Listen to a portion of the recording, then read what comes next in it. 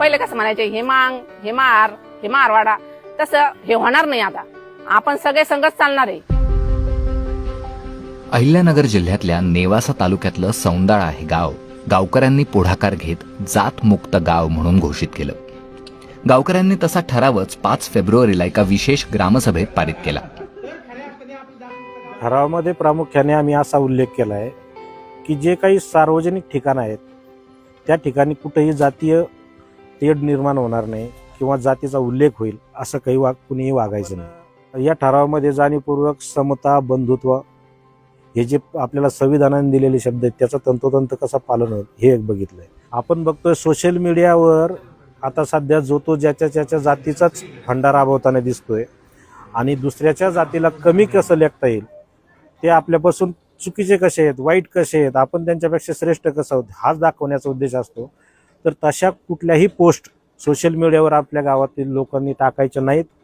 याच्यासाठी आम्ही त्या ग्रामसभेमध्ये ठराव घेऊन तर सांगितलंय, परंतु जर तशा कोणी केलं तर ग्रामसभेच्या माध्यमातून त्याच्यावर कारवाई सुद्धा करण्यात येईल असा या ठरावामध्ये उल्लेख आहे. सौंदाळा गावची लोकसंख्या 2,500 एवढी आहे. लोकांचा मुख्य उदरनिर्वाह हा शेतीवर होतो. दैनंदिन जीवन जगत असताना जातीचा कुठेही उल्लेख होत नाही किंवा गरजही भासत नाही. दररोज ग्रामीण भागामध्ये ह्या ज्या विविध जाती धर्माचे लोक आहेत हे एकमेकांच्यावर अवलंबून असलेले लोक आहेत. म्हणजे उद्या जर मला अडचण भासली आर्थिक काही, तर मी शेजाऱ्याकडे पैसे मागतो, तो कोणत्या जातीचा आहे किंवा धर्माचा बघितला जात नाही, कारण आमचे कौटुंबिक संबंध आहेत. गावकऱ्यांना या निर्णयाच्या निमित्ताने माणुसकीला जास्त महत्त्व द्यायचंय. हा ठराव झाला तो चांगला आहे, कारण माणूस जन्माला आला तो त्याला अधिकार नाही कोणत्या जातीत जन्माला यायचा, कोणत्या धर्मात जन्माला यायचा, किंवा तो माणूस म्हणून जन्माला आला आणि त्याने माणूस म्हणूनच वागायला पाहिजे. पण या ठरावामुळे गावातील जो जातपातीचा विषय आहे तो पूर्णपणे नष्ट होईल. दुसरा असं की राजकारणी लोक जे जातीपातीच्या नावाखाली जे राजकारण करतात, धर्म खतरे में आहे असं जे म्हटलं जातं हे ते तसं काही नाही आहे, ते नष्ट होईल. जी जात नाही तिला जात असं म्हणतात अशी धारणा बहुतेकदा आपल्याला सगळीकडे ऐकायला मिळते. तुमच्या आडनावावरून तुमची नेमकी जात काय आहे ते सुद्धा शोधण्याचा प्रयत्न केला जातो. मलाही अनेकदा असे अनुभव आले, तुम्हालाही कदाचित असे अनुभव आले असतील. पण ही जी काही जातीबद्दलची धारणा आहे तिला फाटा देण्याचं काम सौंदाळा ग्रामपंचायतीनं केलंय. पुढच्या पिढ्यांसाठी हे असे निर्णय महत्त्वाचे असल्याचं महिलांनी आम्हाला सांगितलं.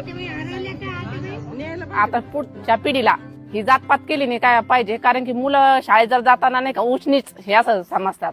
तसं जर पाहायला गेलं तर समजा नाही का शिवाजी महाराजांसंग हे मावळे सगळ्या जातीचेच होते. गावामध्ये सगळीकडे सीसीटीव्ही आहेत, सीसीटीव्हीला माईक आहेत, त्याच्यामुळं कोणी काय उल्लेख केला, कोण काय बोललं हे तर आम्हाला कळणारच आहे. परंतु हे होऊ नये याच्यासाठी आम्ही चांगल्या प्रकारे प्रबोधन करणार आहोत. जातीचा अभिमान बाळगण्याची आणि तसं वागण्याची उदाहरणं अनेकदा समोर येतात. अभिमान कशाचा असावा की मी किती चांगला माणूस आहे आणि मी कुणाला किती मदत करू शकतो, माझं औदार्य किती असेल, समाजासाठी माझं योगदान काय असेल हे महत्वाचं आहे. त्याचा अभिमान बाळगावा. जात, धर्म, पंथ याच्या पलीकडे जाऊन आपल्याला फक्त माणूस म्हणून एकत्र येण्याची गरज आहे असं इथले गावकरी ठासून सांगतात. आपण जातमुक्त होऊ तेव्हाच खऱ्या अर्थानं महापुरुषांना समजून घेऊ असं या गावकऱ्यांचं ठाम मत आहे.